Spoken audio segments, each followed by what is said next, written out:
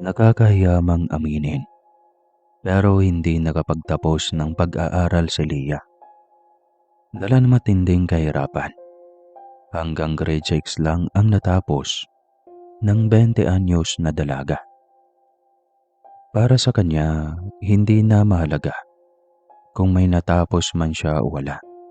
Ang mahalaga, nakakain sila ng kanyang pamilya 3 beses sa isang araw. At may napagkukuhanan naman sila kahit papaano ng ikabubuhay. Tuwing araw ng Sabado at Linggo, naglalabada si Leah para makabili ng mahalaga niyang pangangailangan bilang isang dalaga. Okay naman sana ang kanyang galawan kung hindi lang ba siya nakaranas ng matinding kababalaghan na kahit kailan ay hindi niya inaasahan. Naglalakad sila ng kaibigan niyang si Maya galing sa palengke. Gamit ang kaunting kinita sa paglalabada, ay ipanamili niya iyon ng ulam at sabon na gamit nga naman niya sa paglalaba. Kagaya niya, hindi rin nakapagtapos ng pag-aaral si Maya. Sa katunayan, magkasama sila sa paglalaba sa mga mayayamang wala ng panahong maglaba ng mga damit nila. Isa sa kanilang suki si Madam Sita, na kadalasan mga bedsheets naman ang pinapalaba sa kanila.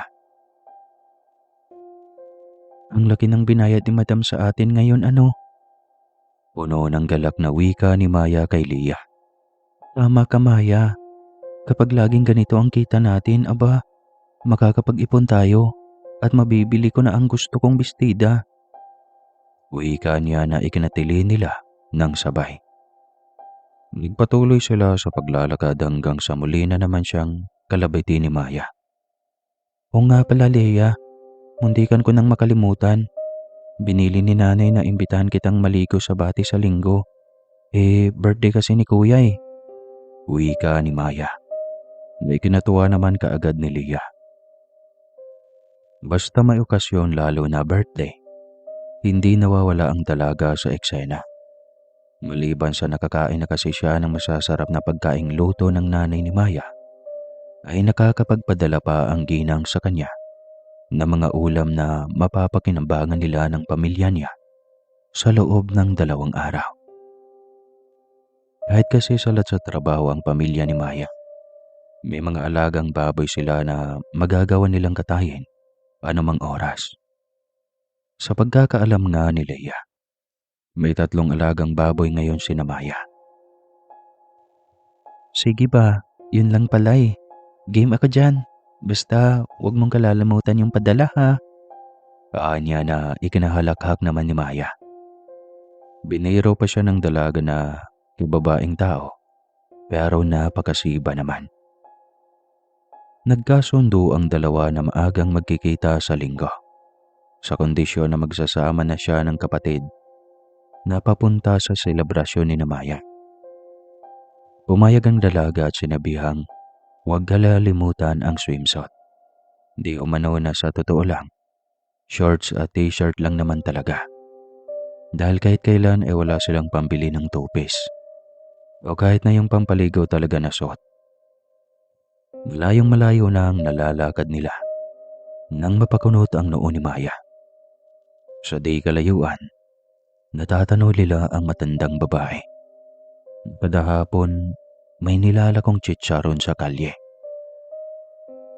Mabilis maubos ang tinda ng ginang, kaya nagtataka sila kung ano ba ang lasa nito at bakit patok na patok sa panlasa ng madla. Bago pa man lumagpas sa kinaroroonan nila ang ginang, dumukod kaagad si Maya sa bulsa. Libre kita. Nito kay Leah, na noon ay magalang namang tumanggi. Kumuha na din ng pera ang dalaga at naisip niyang bilhan ang mga magulang dahil sweldo naman at minsan lang silang makatikim ng ganoon. Nagkasundo silang bumili ng huminto sa kanilang harapan ang ginang na naglalako ng chicharon. Mga iha, bagong luto pa ang chicharon ko. Bibili ba kayo? Wika ng ginang sa paos na tinig. Nagkatingin na naman sina Maya at Leah, tsaka sabay pang tumango. Opo, pabili po manang, sagot ni Leah. Sabay abot ng 100 sa hali. Mga 5 pakete din ang kanyang binili, lalo na't naisip niyang masarap itong iulam sa hapunan. Suka lang ang katapat ng nasabing chicharon. Solved na ang pagkain nila. Si Maya ay bumili din naman at saka sila muling naglakad paalis. Pagkarating sa kanilang bahay, dumaan sa puno ng kalamansi si Leah at namitas ng bunga.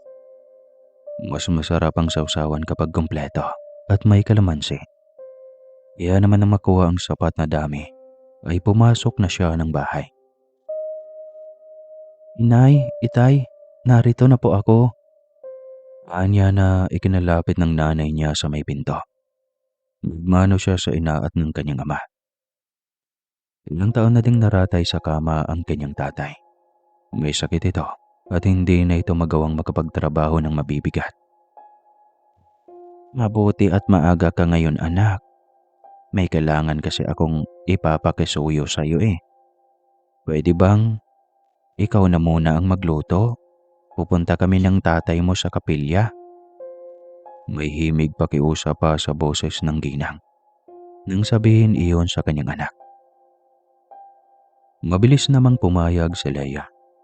Maliit na bagay lang naman ang pagsasaing na kadalasan na nilang ginagawa noon pa man. Opo, Nay. Wala naman pong problema. Sige na po. Lumakad na kayo at baka maabutan pa kayo ng dilim. Wika niya na ikinatango pa kaagad ng kanyang ina. Umalis ang nanay at tatay niya. Akay-akay pa ang tatay niya ng nanay niya. Kaya hindi na niya inalok pa ang dalawa nang bili niyang chicharon. Sa bagay, uuwi naman ang mga ito mamaya. At pwede niya niyang tirahan na lang ang kanyang mga magulang. Nagsaing na si Leah at naghain na ng maluto ang kanin. Tinawag niya ang mga kapatid at inutosang maghugas ng kamay para makakain. Wow, chicharon! Namilog ang mga matang wika sa kanya ng nakababatang kapatid na si Celine. Nagsalo na kaagad sila sa kainan at nagpiga ng kalamansi sa platito. Medyo maanghang ang sukang ipinares nila, kaya natakam ang magkapatid sa kanilang pinagsaluhan. Titira natin si tatay ha, Celine. Pagkaklaro niya sa dalagita, na ikinatango naman kaagad nito. Hayaan mo ate, paglaki ko, maglalabandera din ako para may katulong ka na sa pagtatrabaho. Sinserong wika sa kanya ni Celine na ikinalaki ng kanyang mga mata. Aba, yan ang wag na wag mong gagawin. Labandera talaga. Napakarami namang pwedeng maging trabaho dyan maliban sa labandera. Basta, ito ang tatandaan mo, Celine. Okay lang kung si ate hindi na makapagtapos ng pag-aaral. Basta ikaw, makapagtapos ka at makahanap ng magandang trabaho. Kanya. Tsaka mangiyak-ngiyak na niyakap ang kapatid. Marahil iniisip niya ang gabing iyon bilang isa sa pinakamagandang alaala nila ni Celine. Isinawsaw niya sa sukang pagkain at isusubo na sana. Kaso lang, biglang natigilan ang dalaga. Nawala ang pagiging malutong ng chicharon. Nagbago ang kulay at amoy nito. Ikinagulat nilang dalawa. Ala ate, anong nangyari sa chicharon? Bakit parang naging balat ng tao? Bulalas ni Celine na halatang kinakabahan dahil hindi makapagsalita ng maayos. Ikinalunok iyon ni Leah. Dahan-dahan niyang ibinaba ang perasong iyon at muling kumuha. Hanggang sa maisay pang puro katas ng kalamansi na lamang ang kanyang ipiniga. Lahat ng iyon, hindi karne ng baboy ang ginamit. Base sa kulay, itsura at tekstura, ipinapaliwanag ng pagbabago ng anyo ng mga chicharon sa katas ng kalamansi ang tunay nitong itsura. Laman, taba, at balat ng tao. Wala pa mang nakakain sina Celine at Leia ay grabe na ang pagsusuka nila. Halos manghina sa labis na pagduduwal sina Leia na naabutan naman nila Aling Nena, ang kanyang ina. Leia, Celine, ano bang nangyayari sa inyo? Gimbal na tanong ng ginang na hirap namang sinagot ng dalawa. Inay, yung chicharon pong binili ni ate, naging laman po ng tao. Bulalas ni Celine na sinigundahan naman ni Leia. Pinatunayan niyang totoo ang kanilang mga natuklasan. Umiiling-iling naman sina Aling Nena at Mang Ben. Sa pinanggalingan nila, bali-balita pa naman ang tungkol sa mga nawawalang tao na ilang linggo nang hinahanap ng kanilang mga kaanak. May isang negosyante pa raw ang nangakong magbibigay ng pabuya sa kung sino ang makakapagpaturo sa kung sino ang dumukot sa kanyang anak at kung saan sila dinala. Ikunento nila ito sa kanilang mga anak. Hintakot naman na nag-iyakan sina Leia at Celine. Posibleng ang chicharon na balak nilang kainin ay ang mga taong hinahanap ng kanilang mga kababayan. Ilang araw ding naging matamlay si Leia. Kahit hindi naman nila nakain ang mga lamang iyon. Naaalala pa din niya ang itsura ng mga inuuod na laman at taba ng tao. Pasintabi po sa lahat ng kumakain. Masangsang ang amoy at nakakahindig hawakan. Tuloy, kinikilabutan siya sa tuwing sumasagi ito sa kanyang isipan. Nawawalan kaagad siya ng gana, lalo na kapag kumakain sila. Isang araw, naglalakad ang dalaga sa kalsada pa uwi mula sa paglalabada. Nalingunan niya ang abandonadong bahay nang may matanaw siyang ginang na may daladalang basket. Nakasanayan na niyang batiin ang mga matatandang nakakasalubong niya. Kahit hindi kakilala, kaya binati niya ang matanda bilang paggalang. Kaso lang natigilan siya nang makilala ang ginang. Siya ang nagtinda ng chicharon sa kanya noong isang araw.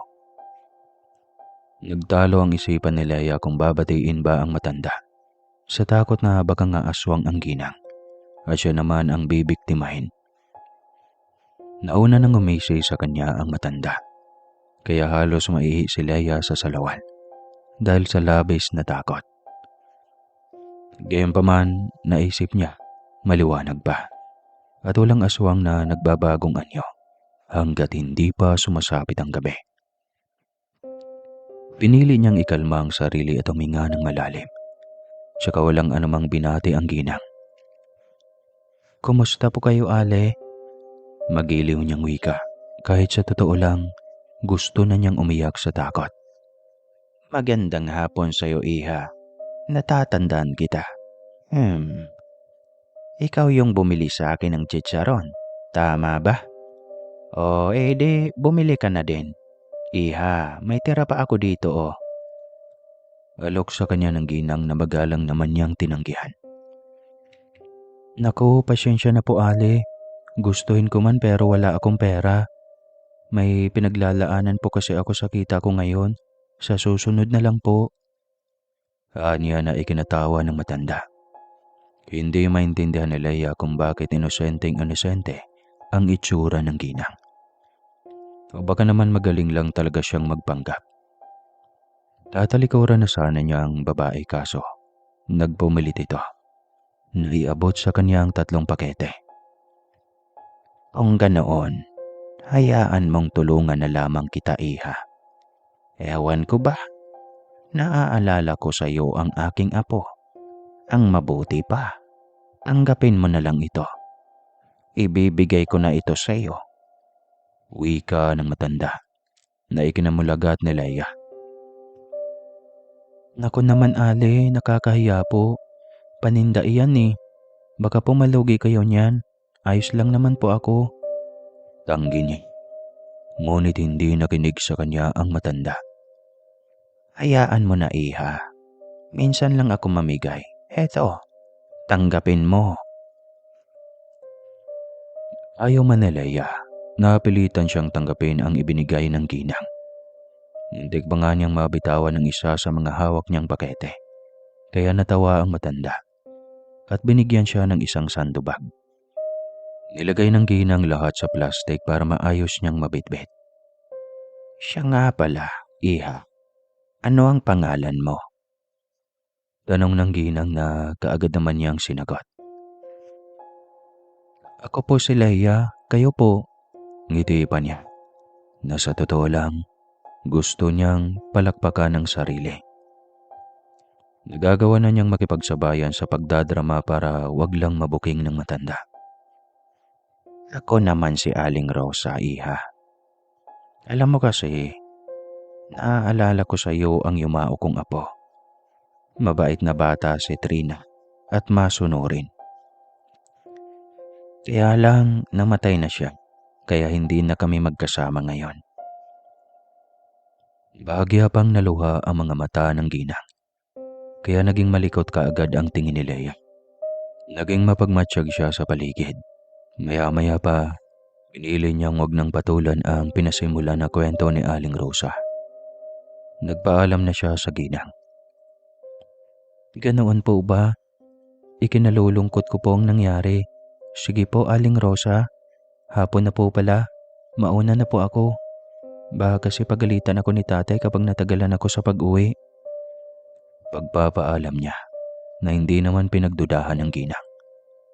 Sige iha, at ako'y magpapatuloy na din pa uwi. Mag-iingat ka.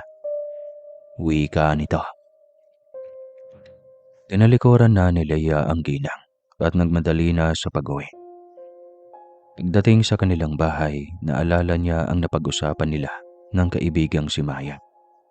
Noong nakarang araw kaya naisip niyang sabihin na iyon sa mga magulang habang maaga pa.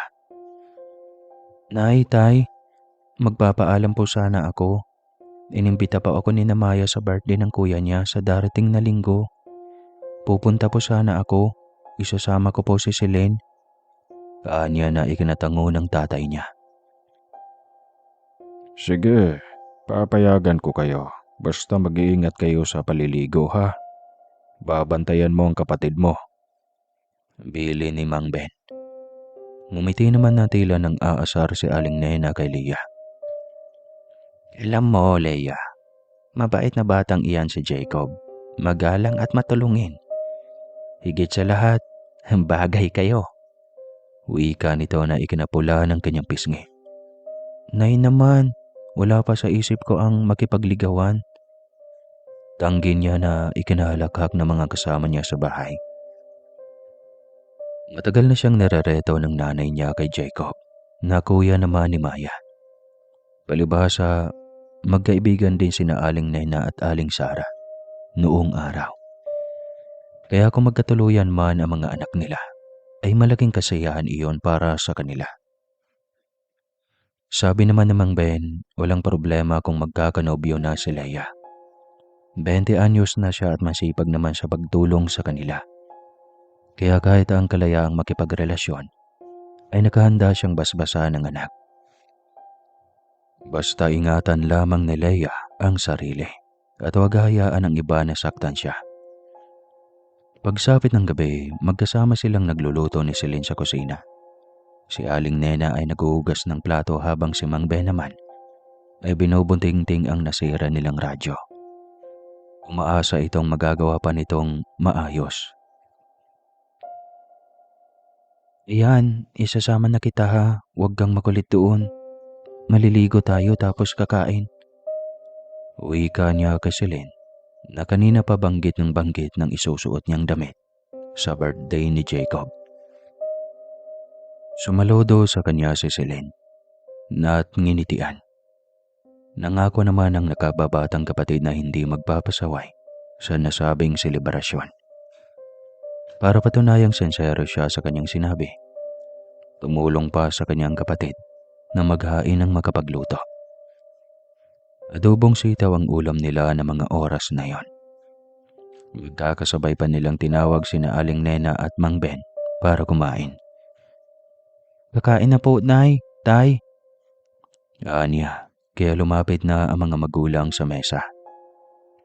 Natuwa naman si Mang Ben nang makita ang nakakatakam na lutong gulay sa mesa. Sumandok ito at saka tinikman. Namangha ang lalaki sa lasa niyan at napapatango. Ayos ito anak ha. Panalo. Pwede ka nang mag-asawa. Wika ng lalaki na ikinangiti ni Leia. Kaso lang naglaho ng magsalita naman si Celine. Alam mo ate, mas masarap pa to kaysa sa tindang chicharon sa kalsada. Wika ng kapatid niya. Naaalala na naman ni Leia si Aling Rosa. Sino ba ang matanda at bakit siya nagtitinda ng chicharon na tao sa kanilang bayan? Isipin pa lang niyang nakakain sila niyon, ay gusto na niyang umiyak sa labis na takot. Nanghina at saglit na uminom ng tubig para mabawasan man lang ang pag-akyat ng pandidiri sa kanyang lalamunan. At baka hindi na nga siya makakain ng tuluyan. Kahit samot-sarit na ang nasa isipan ni Leia, pinilit niyang makakain. Ayaw niyang magtaka ang kanyang mga magulang sa kakaibang kinikilos niya. Maya-maya pa, natapos na silang kumain, kaya niligpit na niya ang kanilang pinagkainan. Si Celine naman ang nagpunas ng mesa habang ang kanyang mga magulang na nagkasundong magkape ay nakaupo pa rin sa kanilang mga upuan. Grabe, nakakakilabot ang nangyari kanina sa bayan ano. Natagpuan na yung isa sa mga nawawalang tao. Ang masakla pa, putol na ang katawan niya. Nawawala ang parting tiyan, pati na ang lamang loob. Sambit ni Aling Nena na sinunggundahan naman ni Mang Ben. Hindi nila makakalimutan ang iyak ng ginang na sinasabing nanay daw ng biktima. Matapos ang halos 5 araw na pagkawala ng kanyang anak. Napalingon naman si Leia sa pinag-usapan ng kanyang mga magulang. Kinilubutan siya sa isiping baka kinuha na ng aswang ang parte ng katawang nawawala sa biktima at ginagawang chicharon. Kung posible man. Muli na namang pumasok sa kanyang isipan si Aling Rosa at ang inaalok nitong chicharon na kanina lang ay itinapon niya. Wala siyang balak na tumanggap ng pagkaing naging parte ng krimen ng isang masamang nilalang. Dahil sa naririnig, lumapit si Leia kay Aling Nena at nagisali na din sa usapan ng kanyang mga magulang. Mawalang galang na po inay, sa tingin niyo po ba, anong nilalang kaya ang may kagagawa ng nasabing krimen? Anya. Si Mang Ben naman ang sumagot sa pagkakataong iyan. Sinabi ng lalaki na aswang raw ang pinaghihinalaan ng mga tao. Dahil nga sa estilo nito na pag-iiwan ng mga bangkay. Wala ng lamang loob at said na din ang dugo. Natakot naman sa nalaman si Leia. Hindi niya akalaing kaya palang maging malupit ng aswang sa mga biktima nito. Kaya naman ganun na lang ang pagnanais niyang makatulong sa kahit na anong paraan. Naisip niyang kahit nga siguro maituro lang kung sino ang aswang, pagsisikapan niya. Inaya na niya si Celine na matulog na matapos silang makapagligpit sa kusina. Tumango lang ang kanilang mga magulang nang magpaalam na sila at umakyat sa itaas. Pagkahiga sa kama, si Celine naman ang nagbukas ng paksa tungkol sa mga aswang. Kesyo maraming alam ang kanilang mga lolo at lola na dati ay uso raw ang mga mutya at agimat na pangontra sa kanila. Nagliwanag ang mga mata ni Leia nang maalala niyang isa nga palang albularyo ang kanilang lolo Abel.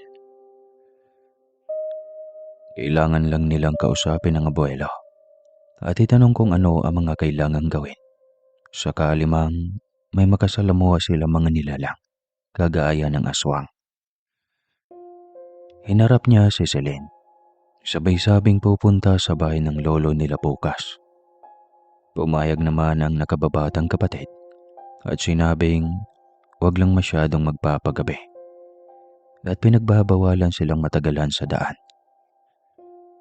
Ayaw na ayaw ng kanilang tatay na aabutan sila ng dilim sa lakaran. Kaya kailangan bago maghapon ay makauwi na sila o makauwi na siya. Sa tagal ng naging usapan nila, natahimik din si Celine. Nang lingunin siya ni Leia, himbing nang natutulog ang dalagita. Wala na ring nagawa si Leia kundi ang matulog na lang at kalimutan sandali ang mga gumugulo sa kanyang isipan. Kinaumagahan, 3:00 pa lang ng madaling araw ay dilat na ang mga mata ni Leia. Ano mang gawin niya ay hindi na siya makabalik sa pagtulog.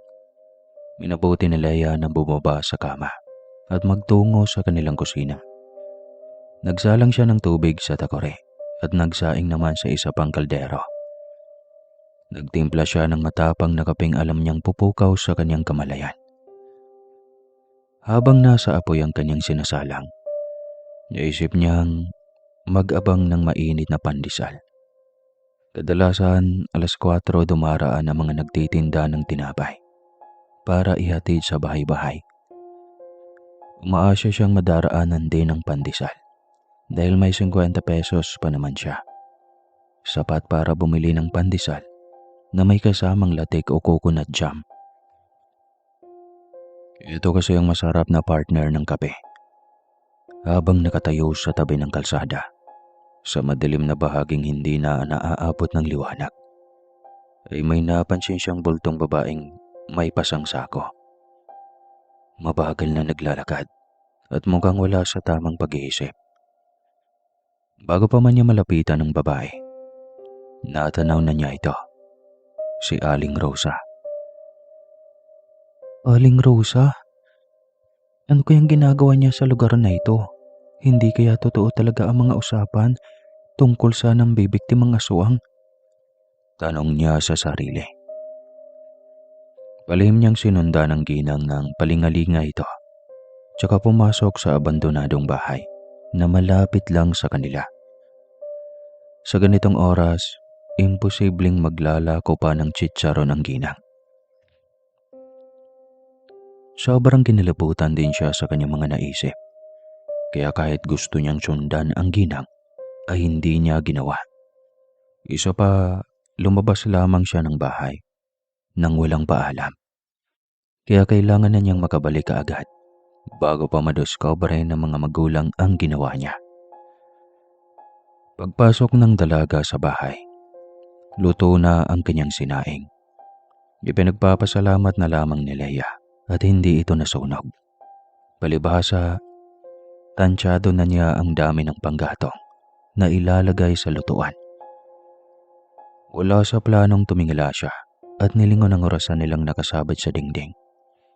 Ganoon na lang ang gulat niya nang mapansing 4:30 na ng madaling araw. Teka, gaano ko ba katagal na minatsagan si Aling Rosa? Bakit pagkaramdam ko, kay bilis ko lang siyang sinundan? Nasabi niya sa kanyang sarili. Ilang sandali pa halos mapatalon siya sa gulat nang kalabitin siya ng malalamig na kamay. Nang biglaan siyang lumingon, nakahinga siya ng maluwag. Akala na niya kung ano, ang tatay niya lang pala. Itay, ginulat niyo naman po ako. Wika niya sabay himas sa tapat ng puso at nagsalin kaagad ng tubig sa baso. Natawa naman si Mang Ben at umiling. Ayan, kape ka kasi ng kape anak, kaya ka lumalaging nervyosa. Bakit ang aga mong nagising? Aba at nakapagsaing ka na. Nagpapagod shot ka ata ano? Sabihin mo, anong balak mo ngayong araw? Pag ganito ang galawan ko, kabisado na ni tatay na may ipagpapaalam ako sa kanya. Siya lang kasi ang pinakamadali kong kausap. Kapag sinanay kasi, maraming paalala. Marami pang tanong, kaya umaasa akong papayagan ako ngayon ni tatay.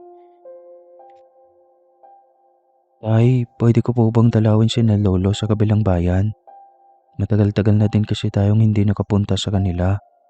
Kumusta na kaya si na lolo ngayon? Wika niya na ikinatango naman ng kanyang ama. Oo nga ano, isang buwan na natin silang hindi nadadalaw. Sige iha, mabuti pa ngang makumusta mo si na tatay. Basta, huwag kang magpapagabi ha. Alam mo naman ang panahon ngayon. Ako na ang magpapaliwanag sa nanay mo. Gayon na lang ang tuwa ni Leia nang payagan siya ng kanyang tatay. Nagpasalamat pa ang dalaga at inihanda ang kanyang mga gagamitin. Nang tuluyan na ngang magliwanag, narinig niyang nag-uusap ang kanyang mga magulang. Si Mang Ben mismo ang nagpaalam kay Aling Nena para sa pag-alis ni Leia. Bago pa mag-alas 6, nagbilin na ang kanyang ina. Sakali man na may makasalubong kang kahinahinala sa daan ha, umiwas ka na kaagad. Huwag ka nang magtatangkang pang kausapin ng kahit na sino o ang sadya niya. Talamak ngayon ang pambibiktima sa kalsada, anak. Kailangan mong mag-ingat. Wika ni Aling Nena na ikinatango naman ni Leia. Umalis siya ng bahay nila bandang 7:00 na. Medyo mataas na ang sikat ng araw, pero hindi pa naman masakit sa balat.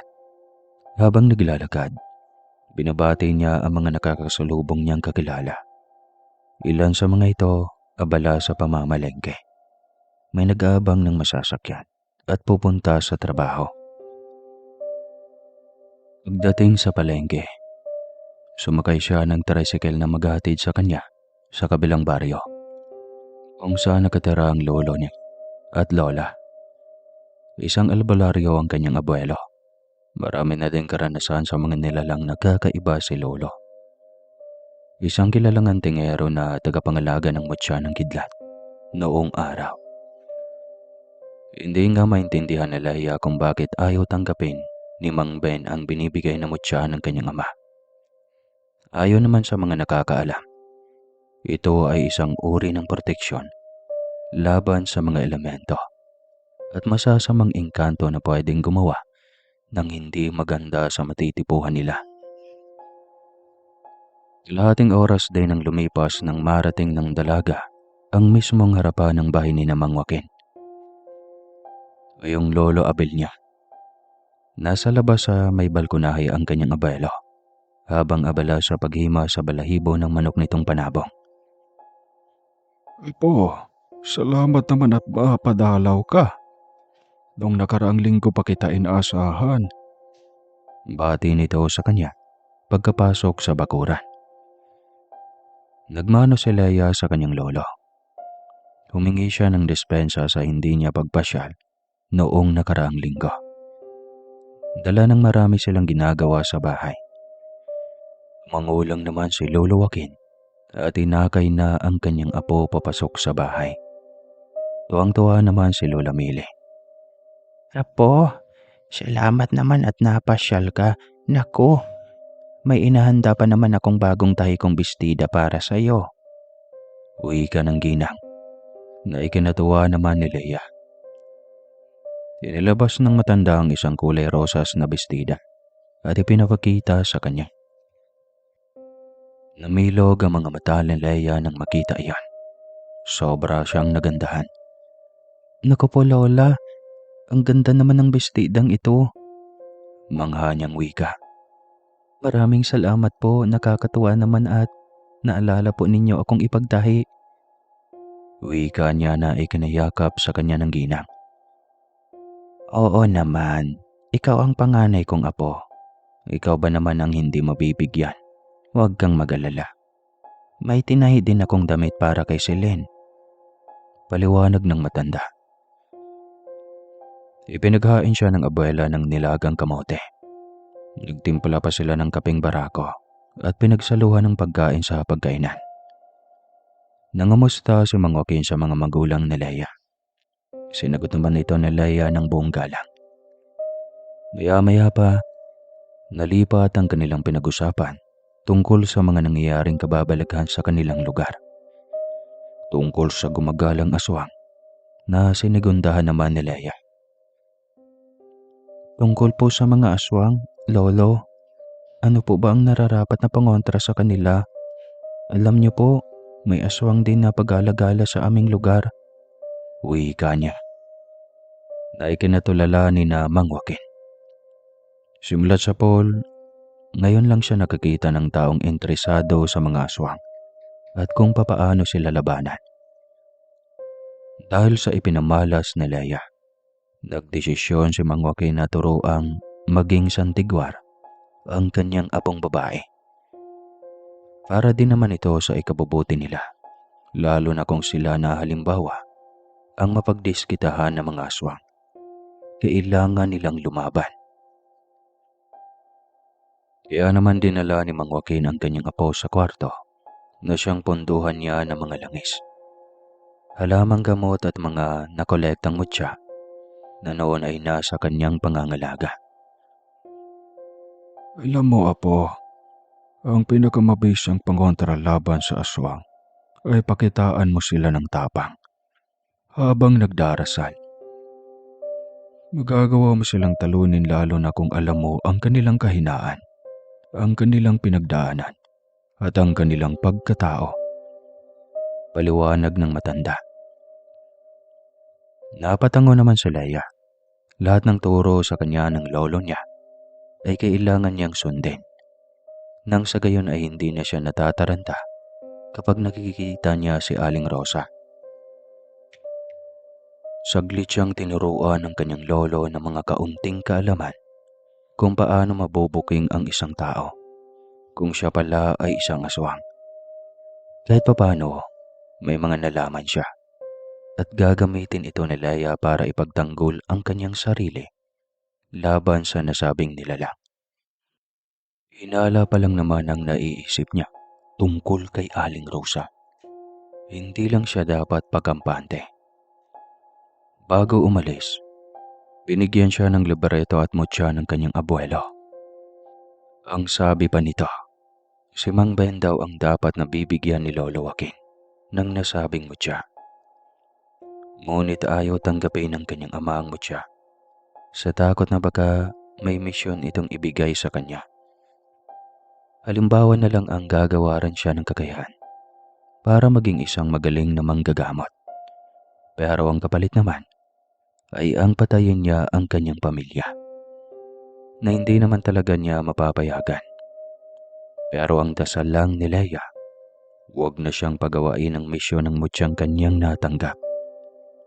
Ang mahalaga lang naman sa kanya, magkaroon ng pangontra laban sa aswang. Salamat po dito, Lolo. Huwag po kayong mag-alala. Gagawin ko ang lahat. Maprotektahan lang ang aking nanay at tatay. Hindi ko sasayangin ang pagkakataong ibinigay ninyo para ako ay maging isang antingera. Wika niya na ikinangiti ng matanda. Pinilinan siya ng lalaki na sa susunod na linggo ay bumalik para turuan siyang magipaglaban. At huwag mo nang sasabihin sa ama ang kanyang tinanggap na mutya. Pagkarating sa kanilang bahay, sinalubong siya ni Celine. Ate, nandito ka na pala. Nasa loob sina Ate Maya at Kuya Jacob. Imporma nito na ikinatango niya. Mabilis siyang nagpunta sa loob at naabutan ng dalawa na kinakausap ni Aling Nena. Maya, napasyal kayo. Bungad niya na ikinatayo ng kanyang kaibigan. Maging si Jacob na noon ay pinasadahan siya ng tingin na patayo din. Oo, Leia. Kakarating lang din namin. Naninigurado lang ako na makakapunta ka bukas. Ipagpapaalam na nga sana kita sa nanay mo eh. Kaso lang nakapagpaalam ka na pala. May ipinapabigay na biko si nanay. Patikim sa lulutuin niya din bukas. Wika ni Maya na ikinangiti ni Leia. Paborito niya ang biko. Na kapag may kaarawan sa kanila, ay kadalasan niyang inuungot kay Aling Nena. Naku, salamat ha. Huwag kang mag-alala. Para makasigurado ka, sasabay kami ni Celine sa inyo bukas ng umaga. Anya.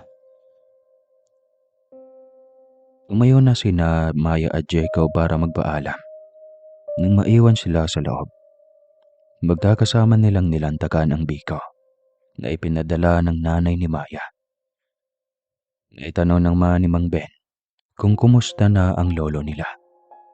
Sinabi niya kaagad na ayos lang sila at nagre-request lang ang matanda na dalawin naman nila. Natawa si Mang Ben at sinabing sa pagbabalik ni Leia sa susunod na linggo, silang apat na mismo ang pupunta doon. Maagang nagpahinga si Leia.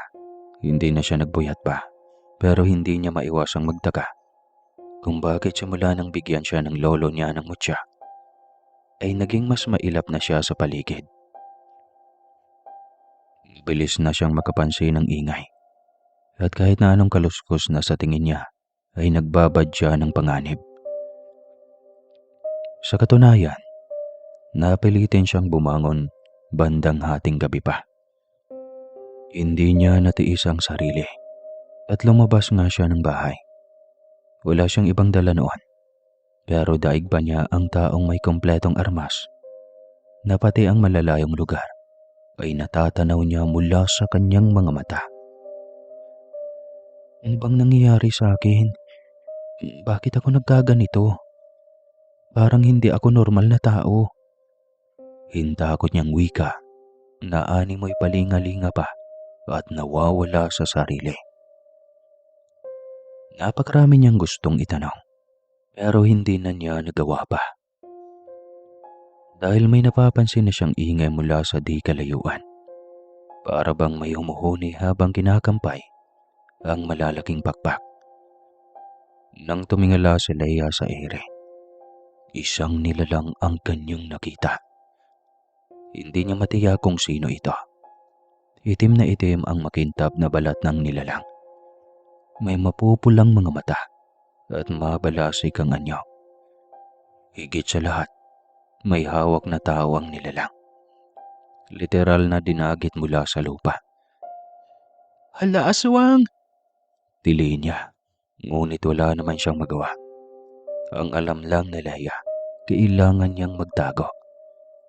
Oo, at may ibinigay na mutya sa kanya ang abuelo. Pero hindi pa siya handa para humarap sa mga aswang. Kailangan pa niyang mag-ensayo. Naaawa man siya sa nasabing biktima. Wala siyang magawa, kundi ang tignan lamang ang mga ito palayo. Dasal niya, sana wag mo nang lantakan ng nilalang ang kawawang biktima. Nang sa gayon ay magawa pa niyang habulin ang mga ito. Oras na magagawa na niyang lumaban. Nung nawala na ang aswang sa kanyang paningin, mabilis na siyang bumalik sa kanyang higaan. Direk na ang araw nang bumangon mula sa kanyang higaan si Leia. Sa katunayan, ilang beses na siyang ginising ng naiinis na si Celine. Ngunit talagang tinatakaw siya ng antok. Gustong gusto pa niyang matulog. Kung hindi lang ba sinundo na sila ni Maya, malamang hindi pa talaga siya babangon. Pagod siyang bumaba sa kama at nakasalubong pa si Aling Nena. Anak, anong nangyari sa'yo? At napuyat ka? Nako, bumaba ka na at maghanda.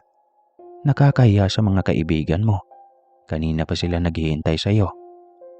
Natatarantang wika ng ginang. Tumango na lamang si Leia bilang ganti at nagmadali na sa pagbihis at paghahanda ng mga dadalhin. Nakasimangot naman siyang inabagan si Celine sa labas ng kanilang bahay. Wow, ate! Akala ko ba maaga tayo? Mukhang antok na antok ka pa sa lagay na yan ah. Angil nito. Naikinangisi na lamang niya. Gustuin man ni Leia na magdahilan. Alam niyang wala siyang lusot sa nakababata niyang kapatid. Kung bakit ba kasi pagkapasok niya kagabi mula sa labas ng bahay, ay hindi man lang siya dinalaw ng antok. Nakakayamang aminin.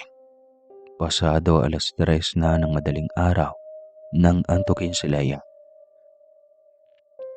Pasensya na, ganito lang yata kapag maraming iniisip. Hindi ka agad nakakatulog. Palusot niya. Tinitigan lamang si Leia ni Celine na para bang may karobyong sinusuri kung mag-i-evolve pa ba o hindi na. Masaya ang kanilang naging biyahe hanggang sa makarating sila sa Batis. Kung hindi siya nagkakamali, sa banda roon din lumipad ang nakita niyang aswang kagabi. Bigla siyang kinalabutan. Sana lang wala pang nangyayaring masama sa kawawang biktima. Nilingon ni Leia sina Celine at Jacob. Panay ang asaran ng dalawa. Kesyo binabanggit pa kung anong klaseng langoy ang gagawin nila. Pareho naman sila na marunong talagang lumangoy. Dahil kahit may kahigpitan ang kanilang tatay Ben sa mga bagay-bagay, tinuturuan naman sila ng mga mahahalagang gawain na pwedeng magamit ng dalawa para sa pagsalba sa sarili. Nagkakasiyahan na ang lahat ng mapagpasya na din ni Leia na maligo. Lumanghap muna ang dalaga ng sariwang hangin bago tumalon sa tubig. Napasigaw naman si Maya dahil hinablot siya ni Jacob. Tawang-tawa naman si Celine habang gigil na sinabunutan ni Maya ang kapatid. Rider ka talaga kuya, nakahanda kang lunurin ako ah. Gigil nitong sigaw, kaya naman ganun na lang ang tawanan ng kanilang mga magulang. Hinayaan na lamang ni Leia ang mga kaibigan at nananatili siyang palangoy-langoy sa tubig. Bigla siyang nakaramdam ng hindi maganda. Umahon siya sandali sa tubig, tsaka mabagal na nilibot ang tingin sa kapaligiran. May naririnig siyang mahinang ngiyaw ng pusa. Gusto niyang takasan ng kaluluwa nang makita ang hulas nitong itsura. Animoy nakakita ng engkanto at dahang-dahang naging mabangis ang pagkilos. Nang mapansin ng pusa na nakuha nito ang atensyon ni Leia, kaagad na umalis ang pusa. Animoy gusto lang nitong sundan siya ng dalaga, saan man siya patungo. Hanggang sa nagpasya sa Leia, nasundan ng pusa. Naglakad siya at nakarating sa kakahuyan. Ilang beses siyang napalunok nang mapansing habang tumatagal ay nagiging mas masukal na ang lugar na nilalakaran niya. Na ang mga batuhan at iba pang palatanda ang may bati sa kinaroroonan nila ay napapalitan na ng mga mayayabong na punong kahoy na mas malamig pa sa bandang iyon kaysa sa lugar na iniwan niya kanina. Ngunit nagpatuloy siya sa pagsunod sa pusa at hindi na pinansin pa ang mga nakikita niya sa daan. Kalaunan, huminto ito sa isang malawak na hawan. Napakunot noo ang dalaga nang may matanaw na bahay sa gitna ng mababa pa namang talahiban. Ang bahay ay gawa sa kawayan at sawali, habang ang bubong naman ay gawa sa kugon. Tanaw niya mula sa kinatatayuan ng puting usok. Mula sa tansya ni Leia ay lutuan ng nasabing bahay. Palatandaan na hindi abandonado ang tahanan at may nakatira sa lugar na iyon. Inauulinigan siyang masayang humihimig ng awitin. Kaya naman sinamantala niya ang pagkakataon para makalapit sa dingding.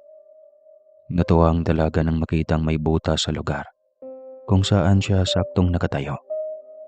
Kaya naman ito kaagad ang kanyang sinilip. Nakatalikod ang taong sa tingin ni Leia ay abala sa pagdadad.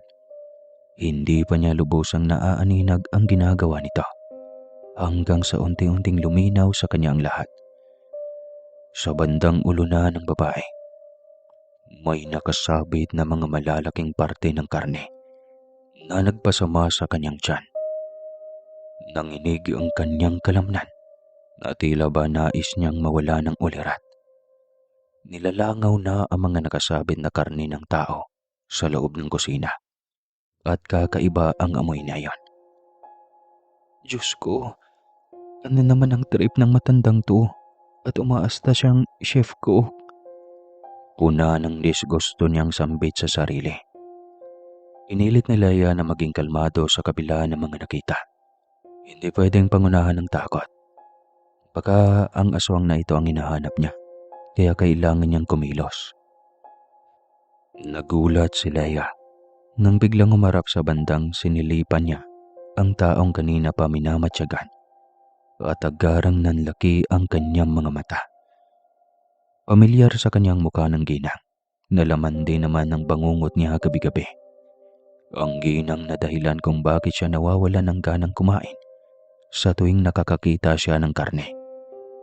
Si Aling Rosa. Natutop ni Leia ang kanyang bibig. Hindi siya makapaniwala sa kanyang natuklasan. Kung ganoon, si Aling Rosa nga ang nilalang na nagiging aswang sa gabi at nangunguha ng mga inosenteng biktima. Aalis na sana siya para gumawa ng hakbang. Kaso lang nagkamali ng tapak ang dalaga sa lupa. Isang lata kasi ang paharang-harang sa kanyang kinatatayuan. Ang kanyang natapakan. "Sino yan?" Naalarmang tanong ni Aling Rosa, kaya nabingi sa lakas ng kabog ng kanyang dibdib si Leia. Halos hindi na niya alam kung paano pa gagalaw nang hindi nahuhuli ng ginang. Labis siyang kinakabahan. Kung pwede lang sana, lamunin na siya ng lupa at mawala na ng tuluyan. "Sino nga yan eh?" Singhal na ng ginang at naglumikot ulit ang kanyang mga mata. Sa pagkakataong ito, hinawakan na nito ng mariin ang pangtadtad ng karne at lumabas ng bahay. Si Leia naman kaagad na lumibot para hindi siya makita ng matanda. Sa kakakilabot ng dalaga, namataan niya ang isang pinto na sa tingin ni Leia ay daanan papasok ng bahay. Huminga siya ng malalim at dahan-dahan itong binuksan. Tumambad sa kanyang paningin ang naglalakihang drum ng tubig na hindi naman tubig ang laman. Halos masuka ang dalaga ng makitang minarinate na laman ng mga tao ang nakababad sa mga iyon at amoy sausawan na nga ng chicharon. Iyon pa man, mas lamang talaga ang lansa sa bawat balding naroon. Sa ibabaw naman, may sampayan kung saan purong balat naman ng mga tao ang nakasampay na animoy pinatutuyo. Napaantanda si Leia sa labis na pangingilabot. May saltik sa ulo ang kumpirmadong gumawa ng mga bagay na ito. Isang taong matagal nang nawasak ang katinuan. Mangyak-ngyak na nilunok ni Leia ang animoy sama ng loob na dahan-dahang nagpasikip sa kanyang lalamunan. Hindi niya akalaing kaya palang maging brutal ng isang ginang sa kadahilan ng wala namang sapat na basayan. "Hayop, hayop ka, Aling Rosa. Mananagot ka sa ginawa mo." Nang gigigil niyang sambit. Nilagpasan niya ang mga bagay na iyon at tinakpan ang ilong niya nang mas naging malala pa ang amoy na nalalanghap niya. Sa sobrang baho, halos hindi na siya makahinga ng maayos. Lumapit siya sa isang tila likuan at nakitang dalawang pinto. Balak niyang buksan ang naroon kaliwang daanan, ngunit naggagulatan lamang sila ng mga taong naroroon. Hindi bababa sa 5 tao ang nasa loob at halos nanghihina na. Marahil dahil hindi pinakain at ilang araw nang nakakulong sa loob. Baka nga buwan pa. Karamihan sa kanila ay mga bata pa. "Ate, maawa ka. Huwag mo kaming sasaktan. Kakampi ka ba ni Aling Rosa? Ikaw ba ang apo niya? Ate, maawa ka naman sa amin. Palayain mo na kami. Matagal na kaming nakakulong dito." Nagmamakaawa ang wika ng isa sa mga dalagita. Nanginginig si Leia. Hindi niya alam kung ano ang sasabihin. "Ate, tulungan mo po kami. Maawa ka sa amin." Muling wika ng sa tingin ni Leia ay si 8 anyos na batang babae. Marungis na ang mukha nito, nangangayayat na, at puno ng takot ang kanyang mukha. Nang marinig nila ang mga yabag na dulot ng paparating na si Aling Rosa, minuwestrahan niya ang mga ito na manahimik. "Hindi ko kasaman si Aling Rosa. Isa lang akong normal na tao, kaya huwag kayong maingay. Naparito ako para iligtas kayo." Wika niya na ikinakalma ng lahat ng mga nakagapos. Inutosan niya ang mga ito na kumalma at kinalagan niya sa pagkakatali. Naging sunod-sunuran sa kanya ang mga bata. Minanduhan pa niya ang mga ito na dumampot ng mga bagay na magagamit nila para sa pananggalang sa sarili. Kalaunan, nakaramdam siya ng mainit sa kanyang bulsa. Ang mutyang ibinigay ng lolo niya. Nagbabadya ng panganib. Mabilis siyang naghanap ng mapagtataguan. Ngunit napangiti ng ang mga kawawang bihag ng matandang Rosa, ang mismong nagbigay ng espasyo sa likuran nila. Doon siya nagsumiksik at naghintay ng tamang pagkakataon. Hawak niya sa kamay ang natagpo ang patalim na magagamit niya sa pag-atake kay Aling Rosa. Sakto nang makapagtago siya, ay ang pagdating naman ng pinandidirihan niyang matanda. Sinong kausap niyo? May naaamoy akong bagong dating. Sino? Magsalita kayo kung ayaw ninyong makatay ng wala sa oras. Puno ng mali siyang wika sa kanila ni Aling Rosa. Ngunit wala namang nagtangkang magsalita. Lahat ay desididong mabuhay. Lahat gustong makaalis sa lugar na iyon. Kaya naman sa huli, nagpasya si Leia na gamitin ang kakayahan ng kanyang hawak na mutya. Aling Rosa, sigaw niya na ikinilingon sa kanya ng ginang. Naningkit ang mga mata ni Aling Rosa nang makita siya. Puno ng disgusto ang kanyang mukha. Gayunpaman, pinili niyang maging matatag para sa mga batang matagal nang nawalay sa kanilang mga pamilya. Matagal nang ginustong makauwi at makalayo sa takot na kanilang nararamdaman ngayon. Gusto ni Leia, mabawasan man lang kahit papano ang kanilang nadaramang takot. Leia, anong ginagawa mo rito? Aking suki. Gusto mo pa ba ng chicharon na katulad ng ibinibigay ko sa iyo? Pwede kitang bigyan ngayon. Wika pa sa kanya ni Aling Rosa na ikinailing niya. Huwag ka nang mag-aksaya pa sa pag-imbita sa akin na lumantak ng nakakadiring pagkain, Aling Rosa. Sobra ng kasamaan mo. Pati ba naman mga bata? At ano sa akala mo ba talaga kinakain ko lahat ng chicharon na binigay mo sa akin? Salamat sa katas ng kalamansi. Nagawa kong kilalanin ang tunay na itsura ng mga yon. Isa kang aswang, Aling Rosa. At kailangan kang mamatay. Wika niya na ikinalisik ng mga mata ni Aling Rosa.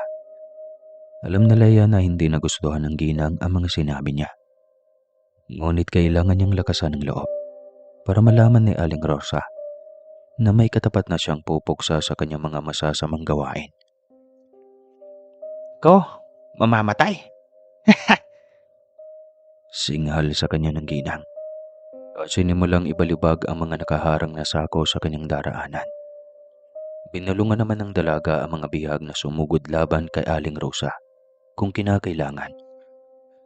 Hindi pwedeng manalo ang masama laban sa mabuti.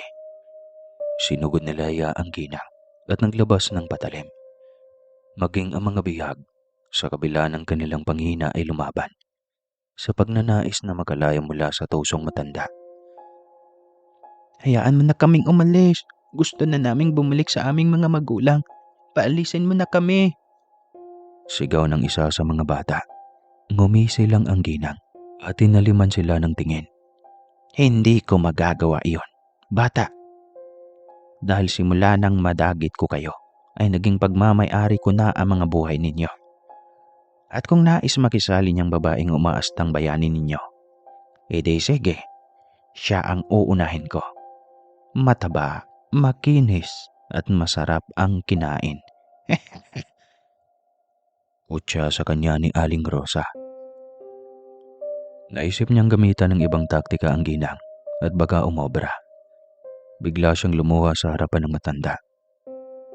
Ipinakita ang kunwari ay nangungulila niyang mga mata. Pinapatak ang luha, tipong masasaktan ang kahit na sinong makakakita. Ilang sandali pa, humahagulgol na siya. Bakit ka ba nagkaganito, Aling Rosa? Alam mo ba, nung una kitang makita, naaalala ko sa iyo ang aking lola. Ang aking abuela na sa tuwi na ay nireregaluhan ako ng bagong tahing damit. Minsan, bestida. Ang lola kong mapagmahal at takot man lang akong masugatan. Ang lola kong nagsilbing tapal ko sa katawan sa tuwing paapaluin ako ni tatay kapag nagkakasala. Noong una kitang makita, naisip ko, wala na sa malayo ang lola ko na hindi na ako mamumroblema sa pagdalaw sa kanya kasi ikaw, pwede kitang gawing lola. Madamdamin niyang wika na ikinahinto ni Aling Rosa sa pagkutsa sa kanya. Nanubig din ang mga mata ng ginang na tila ba napagtanto ang kanyang ginawa. Ah, Apo, eh, naaalala ko din sa iyo ang aking apo. Nang dahil sa pagiging aswang ko ay napabayaan ko siya. Nainuna ko pang malamnan ang aking tiyan kaysa sa iligtas siya. Nawalan ako ng pagkakataon na mabawi ang ginawa ko. Ako ang pumatay sa apo ko. Inaswang ko siya. Sa pagkakataong ito, naging totoo ang bawat palahaw ni Aling Rosa. Ang sakit at bigati ng kanyang matinding pangungulila. Ang lungkot at takot na baka mahusgahan siya. Tila ba nagsabay-sabay. Ngunit hindi dito mahinto ang pagnanais ni Leia na mailigtas sa mga bata. Habang nililibang niyang makaalis ang mga bihag ng matanda, inabala niya ang sarili sa pagkikipag-usap rito. Samantala, sa batis, umahon na mula sa paliligaw sina Maya, Jacob at Celine. Tawang-tawa sila sa mga ginawa nilang stunts kanina. Malamang kung may cellphone lang sana sila, magiging sikat din sila sa mga kakilala kahit panandalian lang. Sa lugar kasi nila, kapag ang isang kagaya nila ay may cellphone, sikat na at kagigiliwa ng lahat. Pero iba ang kanilang napagdiskitahan ng makaahon. Unang nakapansin dito ay si Celine. Teka, nasaan si ate? Anya, nilingon-lingon niya ang paligid pero wala siyang mahanap. Ang totoo nga niyan, kanina pa niya hindi napapansin ang ate niya. Simula nang maligo na sila. Kabadong napatingin siya sa malinaw na tubig. Maging si Maya, naintindihan ang kanyang ginawa. Hindi naman siguro nalunod si ate Wala sa wisyong bigla niyang sinambit na ikinamulagat ni na Jacob. Buang ka ba? Kapag nangyari iyon, papatayin kami ni Mang Ben. Nasaan na ba kasi ang babaitang iyon? Puno ng pag-aalalang tanong ni Maya sa kanyang sarili. Napakunot ang noo ng tatlo nang makarinig ng ingay mula sa di kalayuan. Sinubukan nilang magmatsyag nang nakakita sila ng nagtatakbuhang marurungis na mga bata at dalagita. Sa tansya nila ay nasa 5 lahat. Isa sa kanila nagsisigaw. Tulungan niyo po kami. Binihag kami ng aswang. Naiwan si ating nagligtas sa amin. Natatarantang sigaw ng bata. Nagulat naman si Celine siya nagsalita.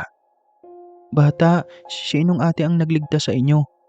Tanong niya na ikinasagot naman ng mga bata. Hindi namin siya kilala pero narinig naming tinawag siyang Leia noong matandang aswang na gumagawa ng mga chicharon.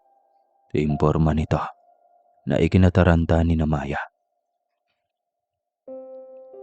Nagkayayahan ng tatlo na hanapin ang kanilang ate at kaibigan. Mabuti na lang, sinamahan sila ng isa sa mga bata na nagpapasalamat naman na binigyan nila ng makakain. Tinuro sila nito sa isang kamalig kung saan nakakarinig sila ng mga sigawan. Agaran namang dumampot ng malaking sanga si Celine. Si Maya naman, kanina pa lang ay may dala ng asin at kalamansi. Si Jacob, marunong sa karate kaya kahit papano, alam niya kung paano ililigtas ang kanyang sarili. Abutan nilang nagsasagupaan sina Aling Rosa at Leia. Nagulat sila kung papaanong nagawa nila yun. Nalabanan ang malakas na aswang. Nagkikipagsabayan siya sa pagbabalibag sa matanda. Kaya sa bawat atake ay napapasigaw sila. Ate naman, pinag-alala mo kami. Bakit ba sumugod ka ditong mag-isa? Singhal ni Celine. Pero hindi na siya nagawang sagutin ni Leia. Abala sa paglampaso sa matanda ang babae na labis nilang ikinamangha. Nakipagulungan pa ang dalaga sa matandang ayon sa batang naroon ay aswang daw. Tuloy, inutusan ni Jacob sina Maya at Celine na isama ang bata at magsumbong na sila sa pulis. Kailangang mahuli si Aling Rosa sa lalong madaling panahon para naman hindi na magtanggap ang makapangbiktima sa susunod. Pagkaalis ng dalawa, nagsali na si Jacob sa gulo at tinulungan si Leia na igapos ang matanda. Kawalan ninyo ako. Ano ba? Walang hiya ka, Leia. Nilinlang mo ko. Kapag ako nakawala rito, hindi kita mapapatawad. Gigil na singhal ng ginang, kaya naman napaatras si Leia. Pasensya ka na, Aling Rosa. Kailangan nang matigil ang ginagawa mo. Ang dami mo nang naging biktima. Hindi ka man lang naawa sa kanila. Wika niya, kaya naman napalibot ng tingin si Jacob sa paligid. Siya man, kahit kilalaking tao, ay gusto sanang masuka nang makita ang nakakalat na mga laman ng tao sa paligid. May nakabilad sa init ng araw. May nakamarinate sa mga balde o mga drum. May inihiwa pa lang at may naninigas pang babaeng nakapreserve sa hani. Dilat pa ang mga mata nito. Kaya alam na niya kaagad na hindi birong hirap ang dinanas ng mga biktima bago namatay. Kailangan maituro natin sa pulis ang mga bagay na ito. Wika niya na ikinatango naman ni Leia. Nagpasalamat ang babae sa pagdating nila at kahit papano, natulungan siyang magapi ang aswang. Ibinahagi niya kay Jacob ang mga naging pagdududa niya sa ginang noon pa man. Mabuti na lang talaga. Naging gabay sa kanya ang pusang iyon, na kanina pa nakapagtatakang wala naman sa lugar na iyon. Hindi nagtagal.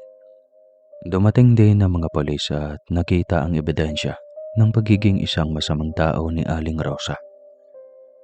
Hindi tinanggap ng mga alagad ng batas ang kanilang sinabi na isang aswang ang ginang. Natawa lamang ang mga ito sa kanila. Akala ay nagbibiro lang si Leia.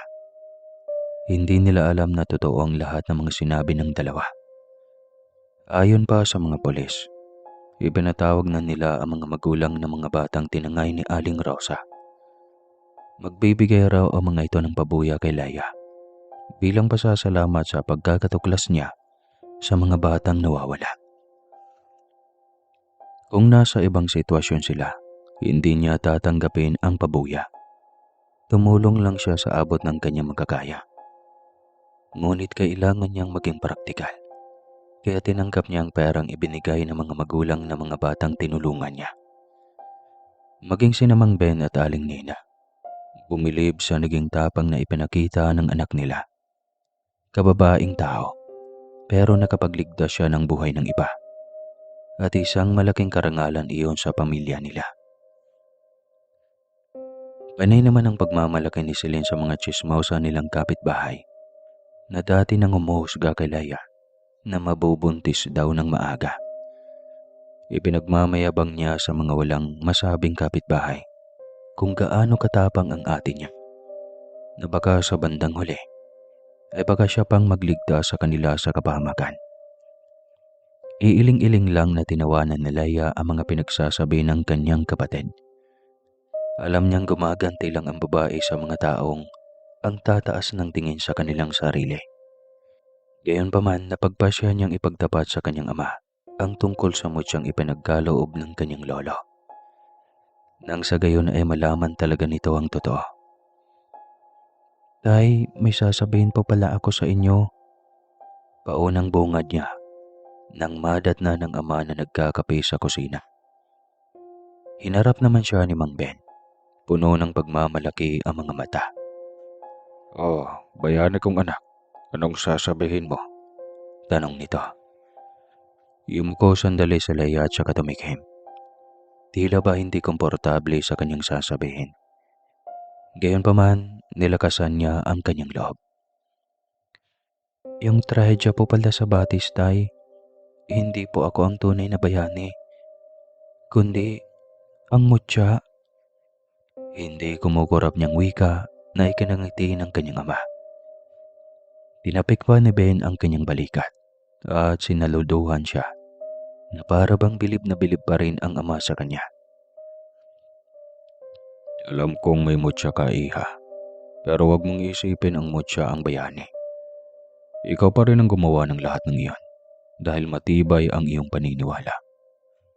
Ang mga mutya, agimat o kahit na anong bato na tinuturing nating berton ay walang personal na kapangyarihan.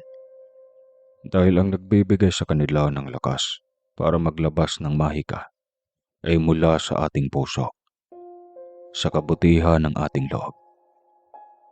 Paliwanag ni Mang Ben na ikinamangha ni Leia. Wika pa ng matanda na duwag siya noon na tanggapin ang mga bagay na meron ang kanyang anak ngayon. Dahil nagkasala siya sa isang diwata dati. Natatakot siya na sa halip na makaligtas siya ng tao, ay maipahamak niya ito. Ito ang totoong dahilan kung bakit hindi niya inangkin ang binigay na mutya ng kanyang ama. Nakusa naman niyang tinanggap. Natuwa na din si Leia at kahit papano, buong akala niya talaga magagalit ang kanyang ama. Sa katunayan, tuwang-tuwa pang lalaki sa kanya. Kaso lang napalihis ang katuwaang iyan nang humahangos na dumating si Aling Nena. Dala ang isang masamang balita. Ben, ang aswang na si Aling Rosa. Basta na lang daw nawala sa selda niya kagabi. Hinuha ng mga pulis. Nakatakas ang matanda at mukhang gaganti. Hintakot na wika ng babae na nagpasinghap kay Leia. Kung ganoon, nanganganib ang buhay ng kanyang pamilya. Kailangan nilang mag-ingat. Magsasalita pa sana si Mang Ben, ngunit naudlot iyan nang dumating si Lolo Joaquin kasama si Lola Mela. At may dala silang malaking bayong na may mabigat na laman. Hindi ninyo kailangang katakutan ng aswang, lalo na kapag nag-iisa lang ito. Wika nito na ikinasigaw ni na Mang Ben at Leia. Ay, salamat at naparito kayo. Kailangan namin ang inyong tulong. Paani Mang Ben na ikinatungo ng matanda. Kaagad namang nagmano si Leia at si Lynn sa kanilang mga abuelo at abuela. Mano po lolo, lola, nasasabik na akong makasama kayo. Lambing ni Selena ikinatawa naman ni Lola Mili. Ang bihira ka, Ben. Kung hindi namin kayo maisipang dalawin, talagang hindi kayo makakarating sa bahay. Nito na ikinakambot ng ulo ng kanyang anak. Humingi kaagad ng paumanhin si Mang Ben sa hindi nila pagpasyal sa tahanan ng kanilang mga magulang. Dala ng sobrang pagkaabala nila sa paghahanap buhay. Tumango naman si Lola Mili at niyakap si Mang Ben. Sabi pa niya, huwag na nilang intindihan ang tatay niyang masyadong matampuhin. Palibhasa, nasasanay na palaging binibigyan ng manok. Dahil dito, saglit nilang nakalimutan ang kasalukuyang problema at kaagad silang nagtungo sa balkonahe. Dinalan sila ni Aling Nena ng kaping barako at suman. Masaya nilang pinagsaluhan ng pagkain at muli, naibalik ang kanilang usapan sa ginawang pagtakas ni Aling Rosa. Kailangan nilang malaman kung saan nagtatago ngayon ang matanda. Hindi na dapat pang gumagala ang aswang para maiwasan na ang sakuna. Dito na inilabas ni Lolo Joaquin ang laman ng kanyang dalang bayong. Namangha si Leia nang makita ang tansong punyal, langis, benditadong asin at tubig. May kandila, mga durog na bawang, buntot pagi. Ito ang mga dala ng matanda. Lahat ng ito ay pangontra sa aswang. Kaya pumili kayo ng magagamit ninyong pangontra. Ang aswang na nakatakas sa kanyang kulungan ay babalikan ng taong kanyang labis na kinasusuklaman.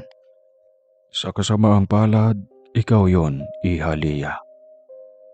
Kailangan lang nating maging matatag dahil damay na dito ang pamilya mo. Paliwanag ni Lolo Joaquin.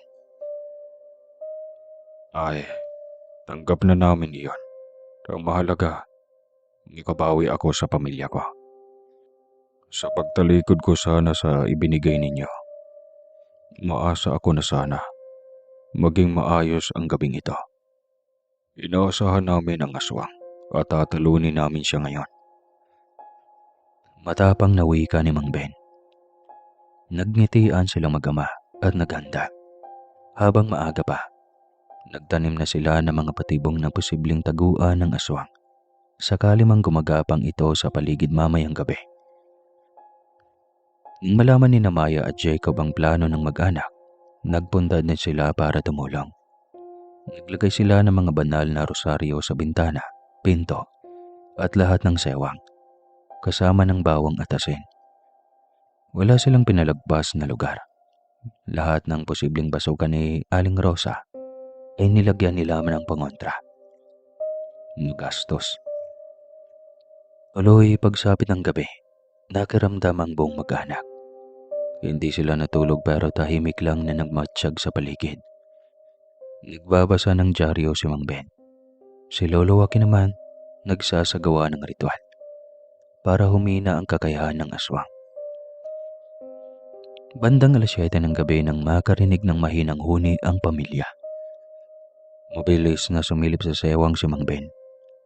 May natatanaw siyang malaking asong kulay itim sa labas ng bahay. Hindi iyon pangkaraniwan. Mapupula ang mga mata ng asong ito. Naglalaway at hindi gumagalaw sa kinaroroonan. Lumunok si Leia at mahigpit na hinawakan ang kanyang buntot pagi. Nagiinit na naman ang kanyang mutsyang dala sa bulsa. At aning may pinasusugod na siya sa kalaban. Pabulong na sinatinig niya ito kay Lolo Joaquin. Tumango ang matanda at sinabing maghintay lang ng kutsat. Sa labas ng bahay na nila susugurin ng aswang. Maging si Maya ay nakahanda na sa isasaboy niyang asin. Si Jacob naman, nakahandang tulungan si Leia. Lingid sa kaalaman ng marami, matagal nang may gusto si Jacob kay Leia. Hindi lang siya makaporma dahil inaasar siya ni Maya.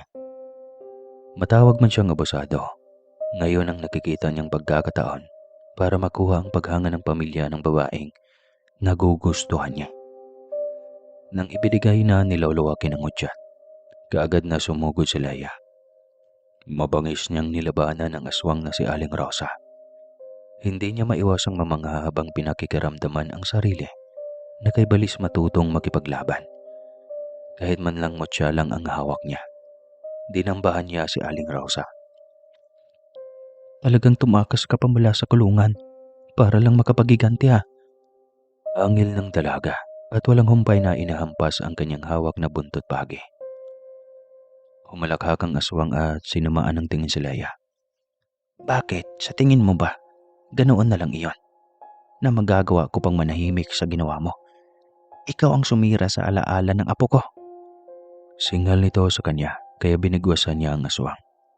Patuloy niyang pinatatamaan ang kalaban. Hindi naman makaganti si Aling Rosa dahil saktong lumapit din sa kanya sina Maya at Jacob saka siya binanatan. Mga hayop! Lumaban kayo ng patas! Nanggigigil nitong wika. Sumigaw si Maya at sinabing wala namang patas sa aswang na kagaya ni Aling Rosa. Sinabuyan niya ng asin ang ginang at napaere ito nang umusok ang katawan nito. Animoy napapaso sa hindi malamang dahilan. Si Jacob naman, sinugatan ng matanda sa parting alam niyang gagalaw ng mas malakas ang ginang. Pinutol niya ang gumagalaw nitong buhok, pati ang nanghahabang kuko ay hindi niya pinalusot. Si Leia naman, nakipagtagisa ng lakas sa nilalang. 3 na silang nakikipaglaban na rito. Umaasang malulusutan ang lagim ng kanyang kamandag. Habang sa loob ng bahay, nagsasagawa ng mas matibay na ritual si Lolo Joaquin. Proteksyon ito para sa kanyang apo at sa mga kaibigan nito. At para mas pagtibayin pa ang kanilang kakayahan na lumaban. Naging mabilis ang paglipas ng mga oras. Ang gabi ay naging madaling araw at si Aling Rosa naiinip na. Pumikit siya sa kanyang mga mata at pinagana ang kanyang kakayahan. Hinayaan niyang kapangyarihan niya ang magpatubo sa kanyang pinutol niyang buhok. Nasindak sa nakita sina Jacob. Pumuti ang buhok ng ginang at humaba ang tenga. Dahil makulit kayo, uunahin ko na lang kayong gawing chicharon. Akala nyo ba, matatakot nyo ako sa ganitong galawan ninyo? Pwes, maling-mali kayo. Sa isang malakas na galaw ni Aling Rosa, tumilapon silang 3.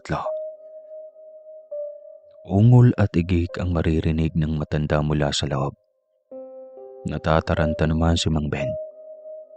Nasa panganib na ang kanyang anak at kailangan niyang tulungan. Lalabas na sana siya kung hindi lang ba pinigilan si Mang Ben ni Lolo Joaquin.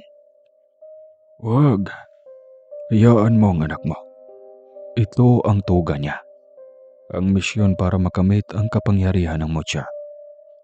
Ang makipaglaban ng walang tulong mula sa kanyang mga magulang at sino pang mga kaanak. Paliwanag ni Lolo Joaquin. Napaiyak na sina Celine at Aling Nena, habang si Lola Milib naman, kalmado lang at hindi nagsasalita. Pero paikot-ikot ang kanyang rosaryo sa kamay. Palatanda ang nagdarasal ang matanda. Hindi ko hayaang matalo sa pakikipaglaban sa aswang na iyan, ang aking apo. Kaya Nena, Celine, huwag na kayong umiyak. Tama na ang pag-aalinlangan. Oras na para magdasal din kayo para tumibay ang ating pananampalataya sa poong may kapal. Uwi ka ng matanda. Tumalima kaagad sina Aling Nena at Celine. Kinuha ang kanilang rosaryo at nagdasal ng taimtim. Sa labas ng bahay, isang himala ang nangyari. Nagkaroon ng pambihirang lakas sa Leia na hindi niya maintindihan. Para bang gumaan ang kanyang pagkaramdam. Tipong sa isang kumpas niya lang, kaya na niyang maging malakas at magaan na lang kung ibabalibag niya si Aling Rosa. Inalala ni Leia ang mga taong nabiktima ng matanda. Ang iyak ng bawat batang kinakatay ng walang awa. Ang mga magulang na sobrang nag-aalala sa nawawala nilang mga anak. Nagdulot iyon sa kanya ng walang kasing alab na galit na alam niyang kahit kailan hindi mapapawi ng simpleng paghingi lamang ng tawad. Umigkas ang kamay ni Leia. Malakas na sinuntok ang ginang hanggang sa magawa niyang patamaan ang matanda sa panga. Nakakamanghaman ang lakas na ipinamalas ng matanda. Pero alam nilang kailangan na itong masupil. Tuloy, naging mabalasik ang anyo ni Aling Rosa para depensahan ang sarili. Nagtagisan sila ng lakas at tumilapon sa kung saang bahagi ng bakuran. Sinasadya naman ni Leia na ihagis ang matanda sa mga ginagawa nilang patibong. Kaya nang mag-alas 4 na ng madaling araw, hinang-hina na ang ginang. Gustong-gusto na nitong sumuko kung kailan lalapitan na siya ni Leia para sa huling pag-atake. Saka naman siya lumuhod at nagmakaawa. Pakiusap, Leia apo. Huwag mo na akong patayin. Bigyan mo ako ng pagkakataong mabuhay. Ang mga batang kinuha ko ay nabawi naman ng kanilang mga magulang. Kung gusto mo, magpakalayo-layo ako. Hindi mo na ako makikita pa. Nagmamakaawang wika ni Aling Rosa. Mabagal namang umiling si Leia. Sa kanyang isipan, paano kung sa ibang lugar naman magasik ng lagim si Aling Rosa? Paano din ang mga nauna niyang biktima na ngayon ay nalaman na ng mga kaanak ang sinabit ng pamilya nila? Siguradong hanggang ngayon, naghahanap pa din sila ng hustisya, kaya hindi siya papayag na mabuhay pa ang kagaya ni Aling Rosa, na walang ibang ginawa kundi ang magdulot ng takot sa kanilang bayan sa pamamagitan ng chicharon. Kailangang may kumilos at magsisimula iyon sa kanya. Isang malungkot na tingin lang ang ginawad ni Leia sa matanda, sabay hingi ng paumanhin. Pasensya na, Aling Rosa. Ang mga kagaya mo ay hindi na dapat pang mabuhay sa mundo. Kasabay ng paghampas niya ng buntot pagi sa katawan ng ginang, ay ang paglamon ng sigaw nito sa pagsikat ng bagong umaga. Naglalagablab ang katawan nitong tinamaan ng sikat ng araw hanggang sa tuluyang maging abo at hampasin ng malakas na hangin. Nanghihinang napaupo si Leia sa lupa. Natapos din. Wala ng aswang nagagala sa kanilang bayan. Natalo na nila ang ginang na nagtitinda ng chicharon. Ang ginang na naging dahilan ng napakaraming kalungkutan Ang dahilan kung bakit may mga nawala ng mahal sa buhay. Kung bakit uso ang mga nawawalang bata. Ate, nagawa mo. Isa kang bayani.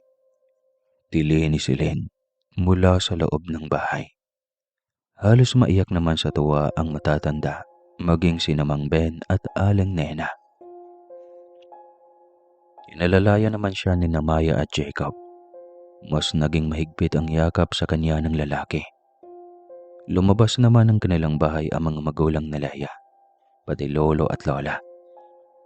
Masayang masaya sila na natalo na ng tuluyan ang tenderang nagasik ng lagim sa kanilang bayan. Masarap ang chicharon!